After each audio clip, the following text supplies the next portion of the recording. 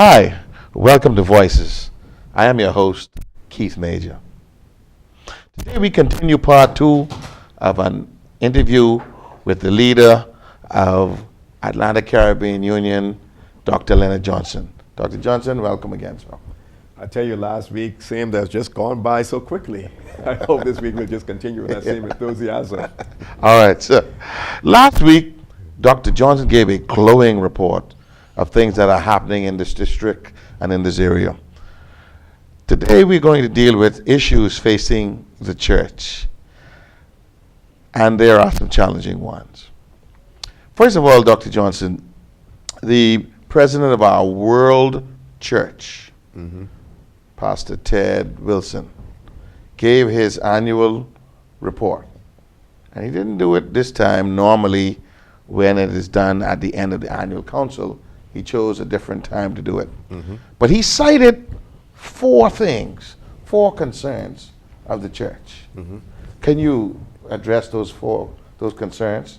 Well, Pastor Wilson, as he gave his State of the Church address a few weeks ago, he talked about this whole matter of a loss of Seventh-day Adventist identity among some pastors and members. If we're not careful, Keith, we would find ourselves trying to follow this one and the next one. It is so important that we know who we are, whose we are, where we're coming from. And this will determine how we operate. When we take into consideration we have been called for a special mission and purpose, that will keep us focused. A second thing that he talked about is a growing tide of worldliness in many Adventist churches. Thirdly, he talked about the danger of disunity, and I can say so much about that. And fourthly, he talked about a spiritual apathy and lack of involvement. And when we, in our first interview a week ago, we talked about 2014 being the year of non-formal education, and our focus will be on training. We're seeking to get more and more of our people involved, because that's the only way the work is going to be finished. And so these 4 points, as mentioned by our General Conference President, are apropos, they are timely, and they're coming at the right time, at the right time. But they are serious points. Oh, yes. It lets us know the times that we're in. Yes. And they all seem to want to deal with unity. Yes. When Christ was leaving, his wish was that they all may be one. And this seems to move towards that. Pastor Johnson, and some things are happening internationally that make us, well, on this topic of unity. We are moving towards this, we are discussing, Yes. we being the church, Yes. World Church, the ordination, the theology of ordination, women's ordination, and also we have an issue where one of our conferences has gone ahead and made a woman president, which our Constitution doesn't currently allow. These are issues facing our church, sir. Yes. Do you care to enlighten us on, first of all, where are we on the theology of ordination, and how does it differ from the ordination of women? Okay. I expected you would come with some of those issues, knowing you, Keith. And Yes. if you didn't come, voices wouldn't be voices. All right? But the church has appointed, when I say the church, meaning the World Church, has appointed a commission. And this commission is to look at the theology of ordination, not just the ordination of women, but the theology of ordination in general. And this commission has submitted an initial report. There were some 5 points that came out of the initial report, and we shared this at our recent year-end committee. One of the points that they made mention of, and this is a consensus among the group, all members of the church really constitute the priesthood of believers, whether male or female. Secondly, God accepts all persons and makes no exception, regardless of the gender. God accepts all persons. And thirdly, God gives gifts to all people. Doesn't matter if it's a male or female. It was also established that within the Bible, there is ground for the ordination of deacons and deaconesses. And there's another one that is here, that God provides opportunities for all people within the church when it comes to service, when it comes to ministry. These are some 5 points that the commission, or the members of the commission, have been able to agree on. Now, it is interesting that this commission is made up of representatives from the 13 world divisions. Okay? Now, I want to point this out because you mentioned that one of our conferences, and when you say one of our conferences, you're meaning a conference in California, not one of the conferences from the Atlantic Caribbean Union. North American Division. No, not even from the Inter-American Division, but from the North American Division. Right. This conference in California has appointed or has voted on a female as president. Now, what makes this unconstitutional is the fact that in our Constitution, our policy, for one to become president of a mission, of a conference, he is to be a person of experience and to be ordained. We do not have a policy where we ordain female pastors, notwithstanding we have female pastors. And so this conference has taken it upon itself to go ahead of the world church and to do its own thing. And you'll notice one of the emphases, one of the points of Elder Wilson in his State of the Church address was that of unity, calling for unity. We must, as a church, work together and work in harmony with our policies and with the leadership. There are some views that you and I may have, and we may feel strong about those views. But should we go ahead of the church? Should we not work within the context of the church? I'll tell you something in my own experience some years ago. I came across something while I was engaged in a certain practice, and that is years ago. We would pray for infants born out of wedlock in the pastor's study. You ever thought about that? Yes. And you know, as I would pray for these children, I would feel a certain way. And I decided, you know, I need to research this. As I looked in our church manual, there was nothing I found to support this practice. As I researched more and more, I discovered that this was something we practiced for a number of years because we did not want to encourage babies being born out of wedlock. And I commend our leaders for this principle.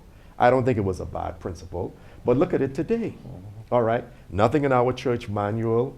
And so as I studied and as I researched, I came up with a paper. And the president of the conference at the time was the late Pastor Keith Albury. And we had a ministerial retreat in Cuba. And I was given the opportunity to present this paper. It was presented, and we agreed that this is really something that we should practice. But it was not forced on any given church. A number of our churches now in this conference, here in the South Bahamas Conference, do not practice praying for infants born out of wedlock in a pastor's study or outside of the sanctuary. Now, I said all of this to get back to the same ordination issue. There are steps that we take. There is a process. And the World Church now has this commission that is going to submit its final report next year in 2014 at the annual council.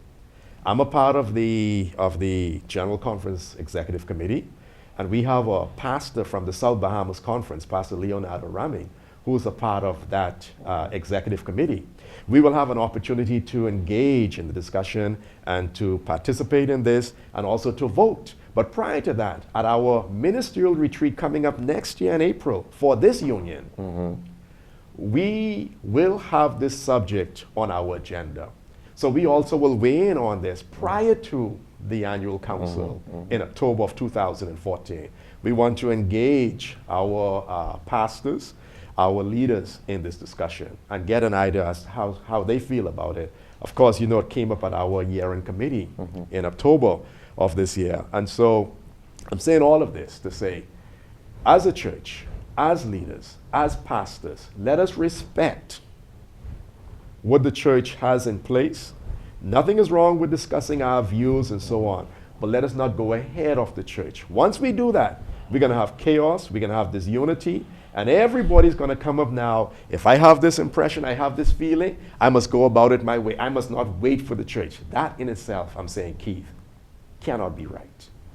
I read you clearly on that, Pastor Johnson.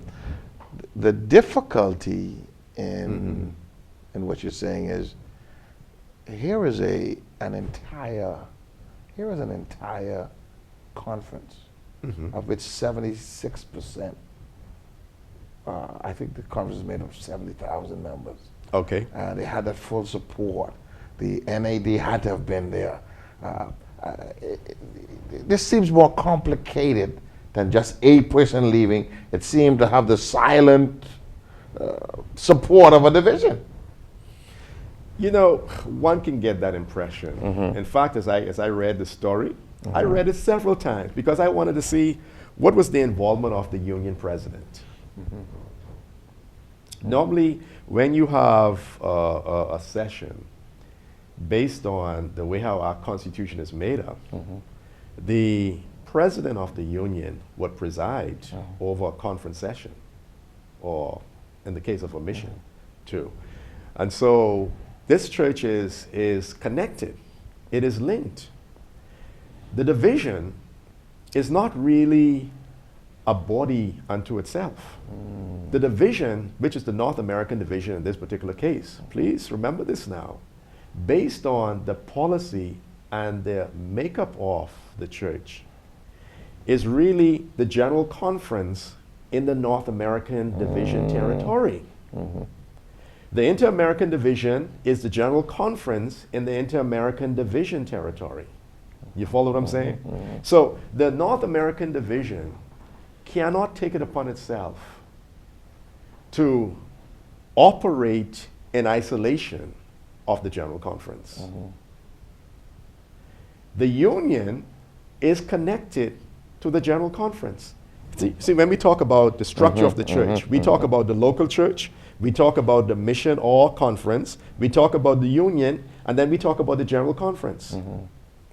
We only put the division in there to explain certain things, but it's really the local church, mission conference, union, and then we come to the General Conference. And so the divisions really represent the General Conference. And Lowell Cooper, I don't remember his statement, the exact statement that he made, but it was one that really gripped me.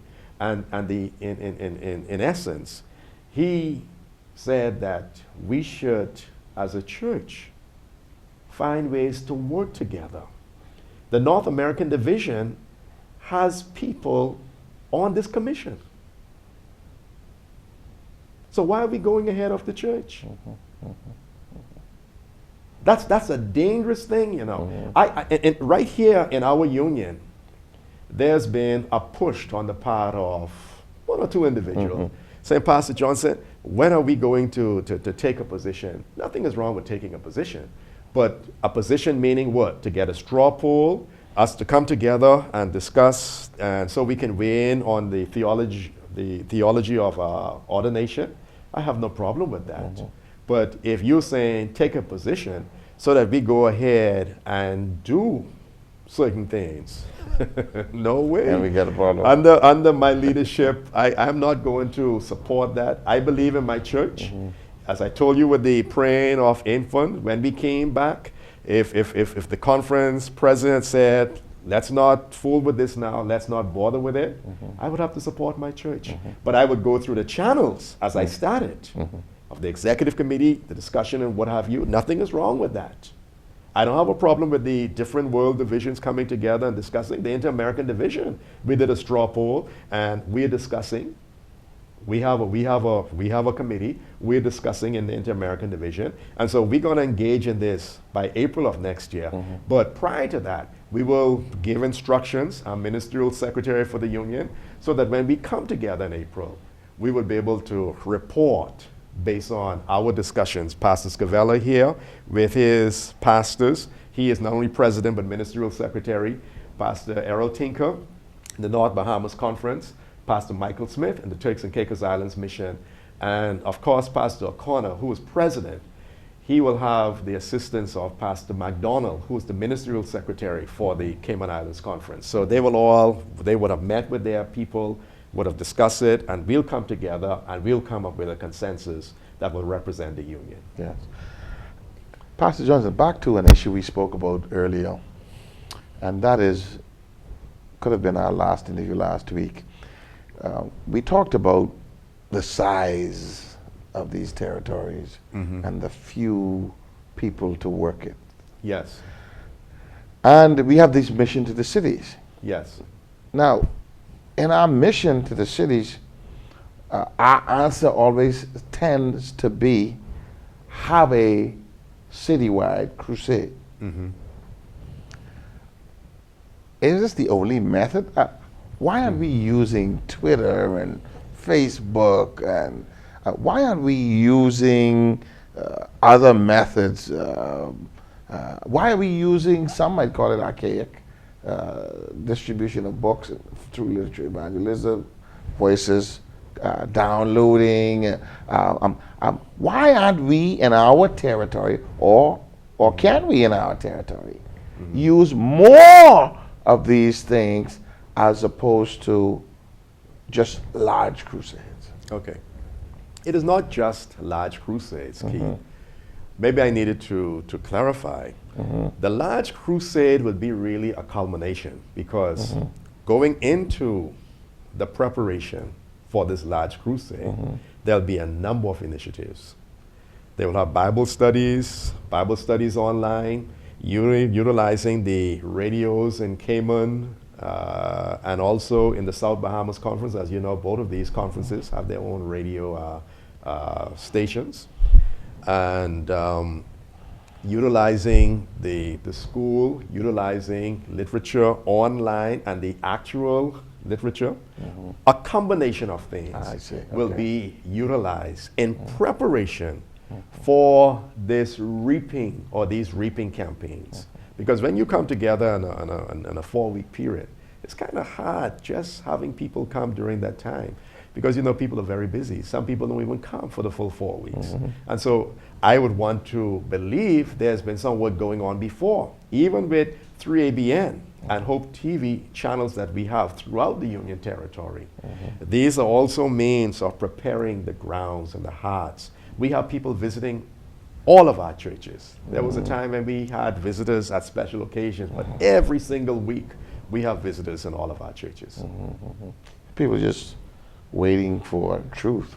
Yeah. Not only that, when you think about the spate of crime throughout our Union Territory, in the Bahamas, you know, right now as we're recording, we have 102 murders as of this point of our recording. Last year, I think it was 112 for the Bahamas. In the Cayman Islands, they had a murder in Little Cayman. That's unheard of. You have Georgetown, which everybody knows. You have Cayman Brac. And then Little Cayman just has a few people. There was a murder there. Wow. Not too long ago.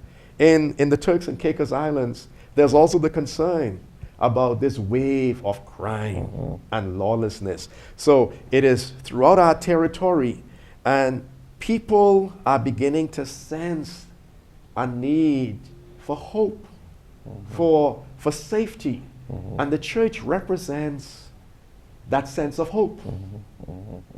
And I can only hope the governments of these areas will recognize the place that God ought to have. They're searching for ways and means to balance budget, to make additional funds. In the Bahamas, there's this gaming law.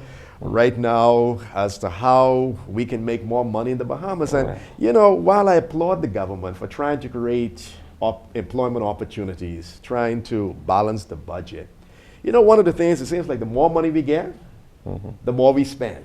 We have to find ways how to discipline ourselves, to control our spending, and to depend on God. If we call the Bahamas a Christian nation, why are we looking for things that will not build up our people, but lead them to taking chances and what have you, rather than, what Carlton Francis called for over, 39 years ago, calling for people to engage in hard work, industry. Of course, he was not popular for those things. Well, you spoke about the fear people are having based on crime. Yes. There's another fear as well, that is the earth destroying itself. Just as I was about to pat and thank God and pat the Bahamas on his back, literally no hurricanes.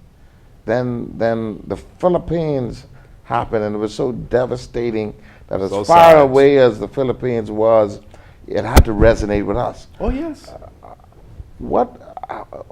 How was any church property damaged, and what kind of response? In fact, I understand the General Conference president was in another part of the Philippines at the same time this hit, and one of the division meetings, but not affected by that. But what I want to know, what part is the church playing in this, and what effect did it have on the church?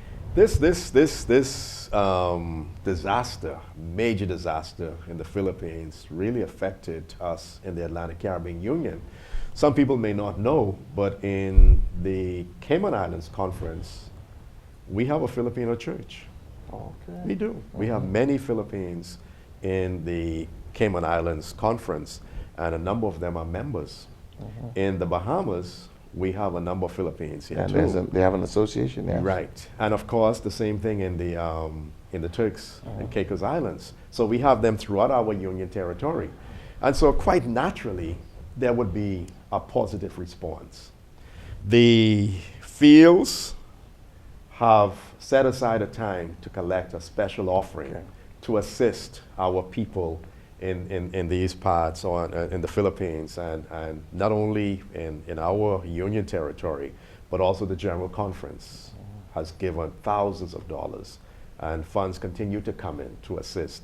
Whenever someone is affected, the way how the church operates, we reach out and we assist one another. Some years ago, it was in Haiti, as you recall, and we as a world church reached out and we helped Haiti, and in particular, at that point in time, we did not have a union. We were known as the Bahamas Conference and the North Bahamas Conference, and we actually took thousands of dollars to assist with the rebuilding exercises in Haiti. We flew to Port-au-Prince, met with our local leader, Pastor Saint Pierre, godly man, wonderful church leader, and we will certainly continue to help wherever there's a need. And even as we talk, there's a lot of attacks happening, I think, in Africa. Religious attacks now in the United States. They're beginning to challenge the tax status, tax exempt status of the church, and so there seems to be everything just. And I gather this is why. Well, we're saying, well, let's go spread the word more. Yes. Let's have all of these mission to the cities and all this other stuff, because the time is really short. Yes, you would sense that there is a sense of panic among civic and world leaders, because the problems that are coming on are too great, are too enormous for them. And when we study the prophecies of Daniel, the prophecies of Revelation, we are told that some of these things are going to take place before the second coming of Jesus Christ. And I'm saying this not in an irresponsible or loose way, but I'm saying this just to remind us that while we occupy this place for this time, we must be aware of what the Bible has already predicted. And Daniel chapter 2, played out again in Daniel chapter 7, Daniel chapter 9. These are timely reminders for us as Seventh-day Adventists. And God is going to hold us accountable if we do not share this information with our neighbors, with our friends, so that they too could be sensitized to what is to take place and what is going on, and know what is God's involvement in all of this. Something is pointing towards something grand and climatic in terms of the second coming of Jesus Christ. Yeah, the timing is just right. I was looking at some pictures from NASA last night, in which they had pictures of another billion stars in another galaxy. And the only thing I could see, really color pictures. Yes. And I could say, gee, this is really a great God. Yeah. Pastor, let me just change this for a second. We've been having a lot of deaths in this area. But very recently, a really good music soldier ended his fight. Yes. Tony Roche. Roche. Yes. Reflect on him for a minute, because I want to spend the last 2 minutes for you to talk to your people. You know, Tony has given years of service in the area of music. And what is so unique about Tony is that he has gotten together a group of men. You know, men need to be affirmed. But that's not all. He has sought to reach out beyond the confines of the church to people in the community. And on an annual basis, they got together and would do Christmas concerts. And the funds that they would generate, they would give to assist a number of organizations and Bahamas projects. Academy as well. And of course, I didn't want to just mention Bahamas Academy, but I wanted to show how wide-reaching was the impact of Tony and his group. And certainly, we will miss Tony, and we offer our condolences to his dear wife, Carla, his children, and his siblings. Of course, just recently his mother died, being over 100 years. Right. And we really regret what has happened to Tony. I was privileged to see him just about a week or a few days before he passed, And we continue to pray for them, and of course, a number of our people. We've had so many persons who have passed recently.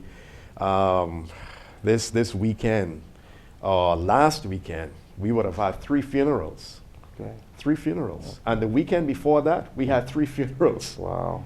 And it's just so many. We mentioned Tony Roche, but of course, I can get into problems because throughout the union, we've had so many persons who have passed. But I say to our people, death does not represent the end for us. We know, based on the Word of God, that there is coming a resurrection. And the Bible mentions in the book of John 2 resurrections. And when we go back to Revelation chapter 20 talks about blessed and holy is he who has part in the first resurrection.